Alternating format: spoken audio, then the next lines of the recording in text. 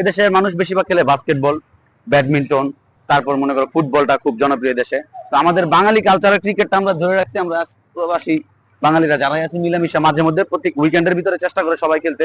But সচরাচর আমি বেশি একটা সময় দিতে পারি না, কারণ আমি ব্যস্ত থাকি নানান ভাবে। আর ভাই ব্রাদার যারা আছে তারা খেলতেছে, ভালো লাগতেছে ওনাদের সাথে আইসা। ওনারা প্র্যাকটিস করতেছে, একটু পরে ম্যাচ শুরু হয়ে যাবো, প্যারা নাই। আর আমি আর মাহিম একটু ঘুরতেছি এদিকে আশেপাশে। এখন আবার করবো ফটোশুট, আমাদের ছবি তুলতে হইব তো অবশ্যই। আসছে এত সুন্দর একটা জায়গা, জায়গাটা দেখো কত সুন্দর।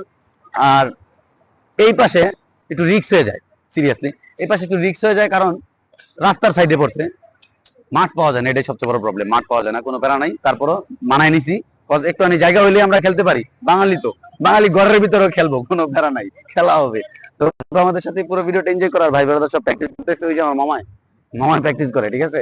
মামায় তো আজকে 6 মারবো, বিশাল বিশাল, কোনো প্যারা নাই, থাকো, এনজয় করো। আর সিরিয়াসলি ভালো লাগতেছে, একদম টোটালি ভালো লাগতেছে।